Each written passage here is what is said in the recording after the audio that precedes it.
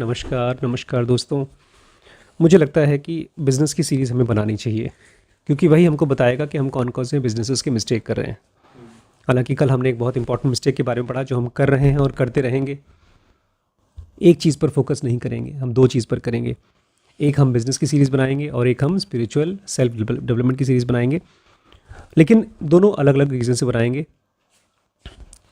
Business की series हम genuinely अपने लिए बनाएंगे कि हमको सीखना है, हमको समझना है, उससे किसी को फ़ायदा हो जाए तो अच्छी बात है। लेकिन स्पिरिचुअल सीरीज़ हम दोनों के लिए बनाएंगे, अपने लिए भी और दूसरों के लिए भी।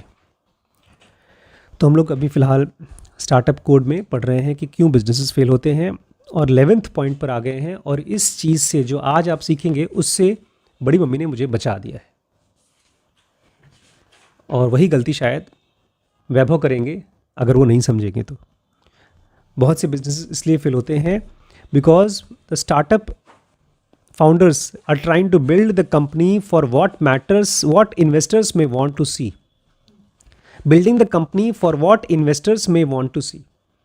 अगर आप वो कंपनी बनाने की कोशिश कर रहे हैं जो इन्वेस्टर्स को पसंद है या इन्वेस्टर्स देखना चाहते हैं, तो भी आपकी कंपनी फेल हो सकती है।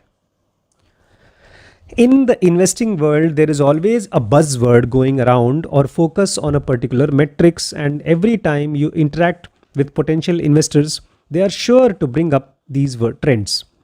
इन्वेस्टिंग की दुनिया में हमेशा कुछ बज़वर्ड्स होते हैं, कुछ ट्रेंडी वर्ड्स होते हैं, और किसी खास मेट्रिक पर, या ये चीज़ तुम्हारा कैसा है, मेट्रिक मतलब ये जो तुम अपने बिजनेस को नाप रहे हो, ऐसे नाप रहे हो कि नहीं नाप रहे हो। And every time you interact with potential investor, और हर बार जब अपने इन्वेस्टर से आप बात करेंगे वो लोग ये शब्द लेकर आ जाते हैं, एक तरह से आपको दिखाते हैं कि हाँ देखो तुम्हारे बिजनेस में ये है कि नहीं। जैसे आजकल एआई का इतना जोर है कि आपके बिजनेस में एआई होगा तभी इन्वेस्ट होगा। In the last 2 decades I have seen this range from eyeball seriously to conversation to customer lifetime value.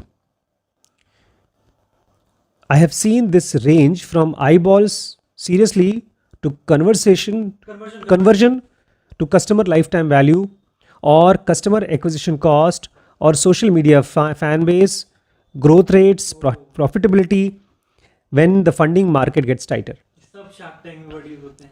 अब वैभव ही बता रहे हैं कि ये ढेर सारे शब्द हैं, जैसे कि customer lifetime value CTV, या CAC कस्टमर एक्विजिशन कॉस्ट, या तो कैक, या आपका सोशल मीडिया फैन बेस कैसा है, आपकी ग्रोथ रेट क्या है, रेट ऑफ ग्रोथ, या आपकी प्रॉफिटेबिलिटी क्या है।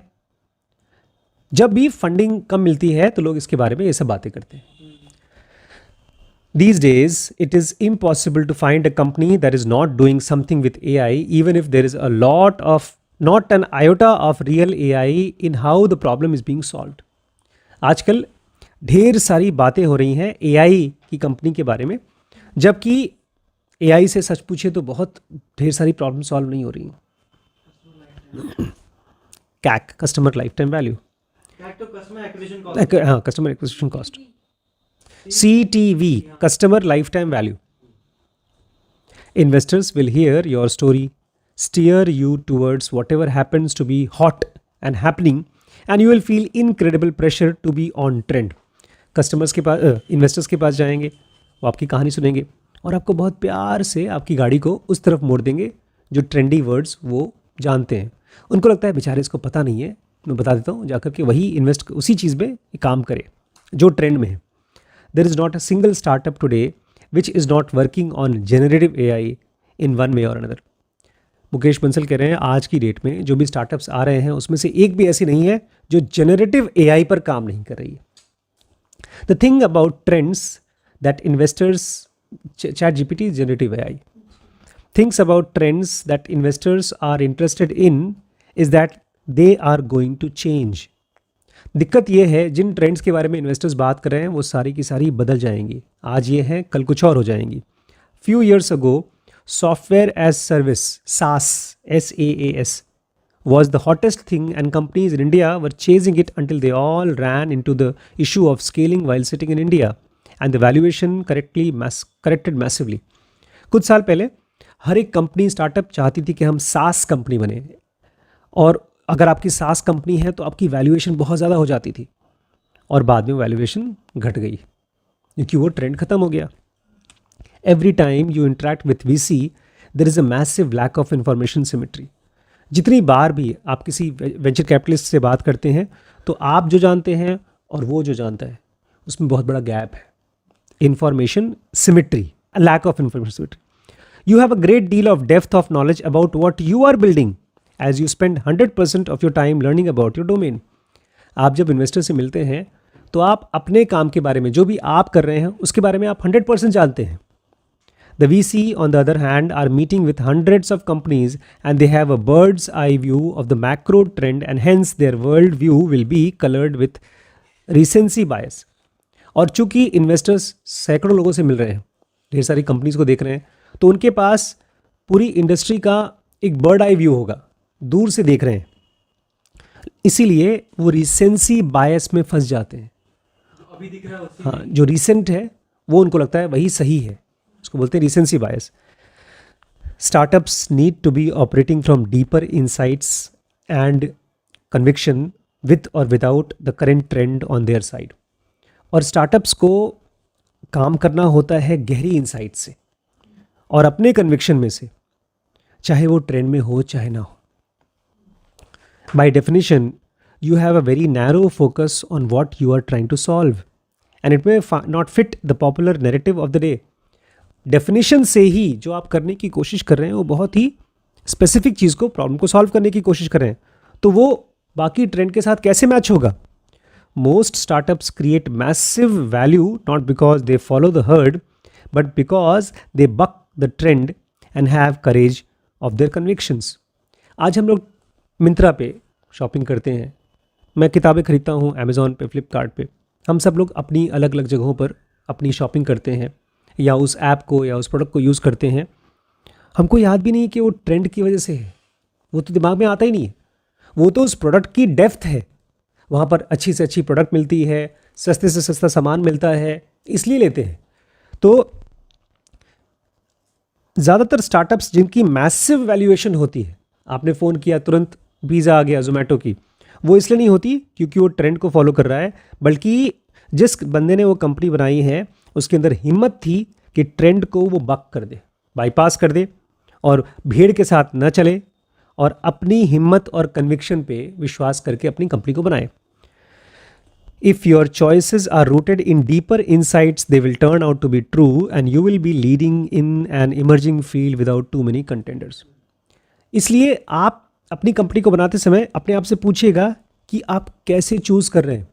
कोई डीप ट्रेंड फॉलो कर रहे हैं, कोई ट्रेंड फॉलो कर रहे हैं, या कोई डीप इंसाइट है जो आपके एक्सपीरियंस से आई है. और अगर आपका डेप्थ से आप अपनी कंपनी बनाओगे तो देखेंगे धीमे धीमे आपके अगेंस्ट में बहुत कॉम्पिटिशन्स नहीं खड़े हो पाएंगे. एक कंपनी थी, अभी भी है, एयरबीएनबी. उसके सामने बहुत बड़ी कंपटीशन आ गई थी, बहुत पैसे वाले, विमडू. उनका काम ही यही था, बड़ी बड़ी कंपनीज जो चल रही हैं उनका कॉपीकैट बनाना और फिर उनको बोलना कि तुम या तो हमको ख़रीद लो या तो हम तुमको ख़त्म कर देंगे. इसके फाउंडर ब्रायन चेस्की ने कंफ्यूज होकर के इंटरव्यू में बताया कि मैंने फेसबुक के फाउंडर से बात की. उसने कहा चिंता मत करो, अगर तुम्हारा प्रोडक्ट डीप है, तुम्हारे एक्सपीरियंस में से निकल रहा है, तो वो बहुत दिन तक टिकेंगे नहीं, क्योंकि वो तो ट्रेंड को फॉलो कर रहे हैं. और आप ऐसे हैं जैसे कि एक बच्चे को बचपन से लेकर के पाल रहे हैं, 2 साल 3 साल 4 साल. अपने बच्चे को तो आप ही जानते हैं. Despite their tendency to follow trends, VCs are actually great at betting on good founders and conviction and original ideas. ठीक है, वेंचर कैपिटलिस्ट्स ट्रेंड को फॉलो करते हैं, लेकिन फिर भी वो एक चीज़ बहुत अच्छे से देख लेते हैं, गुड फाउंडर्स विथ कन्विक्शन. अगर आप एक अच्छे फाउंडर हैं और आपको अपने प्रोडक्ट पे, अपने बिजनेस में, अपनी कंपनी में कन्विक्शन है और आप किसी ओरिजिनल आइडिया पर काम कर रहे हैं, तो वो आपको पहचान लेते हैं. Your job is to be able to convince VCs about why your startup is worth investing in and not telling VCs what they might want to hear as that will keep changing. इसलिए आपका काम as a founder ये है कि आप VCs को बताएं, अपने इन्वेस्टर्स को बताएं कि आप क्यों अपनी कंपनी चला रहे हैं और क्यों वो कंपनी चलेगी, ना कि उसको वो सुनाएं जो वो सुनना चाहता है. क्योंकि जो वो सुनना चाहता है वो बदल जाएगा कुछ दिनों बाद, ट्रेंड बदल जाता है. But if you keep changing your course every now and then it will be journey to nowhere in the end. लेकिन आज आप कोई चीज़ कर रहे हो, वीसी के बारे में पता चला कि यार ये तो वो सुनना चाहता है, फिर उसके हिसाब से करना शुरू कर दिया, तो आप यहाँ से वहाँ घूमते रहोगे, कहीं भी अंत में पहुँचोगे नहीं. तो ये है एक बहुत ही इम्पॉर्टेंट इंसाइट. जब हम नागपुर से आए तो बड़ी मम्मी ने वही किया कि तुम किसी इन्वेस्टर के लिए अपने काम को मत चेंज करो. और आप भी, जैसे आप अपने आइडिया पर काम कर रहे हैं और मैं बोलता हूँ कि भाई मेरे हिसाब से तो ये होगा, वो मेरी समझ है, अपने प्रोडक्ट को आप समझते हैं, तो follow that deep insight rather than trend. Simple सी बात है लेकिन बहुत कॉमनली हम लोग करते हैं. कपड़ों में फॉलो कर लीजिए ट्रेंड, लेकिन कंपनी बनाने में नहीं. बल्कि इवन कपड़ों में भी हम लोग शार्क टैंक में देख रहे थे, वो लोग अगर मान लीजिए आपने ट्रेंड फॉलो करते हुए कपड़े बना दिए उस डिज़ाइन के, और वो ट्रेंड कब निकल गया और आपके पास इन्वेंट्री पड़ी की पड़ी रहेगी. मेरे भी पुराने कपड़े हैं जिनको पहनना बाकी है अभी.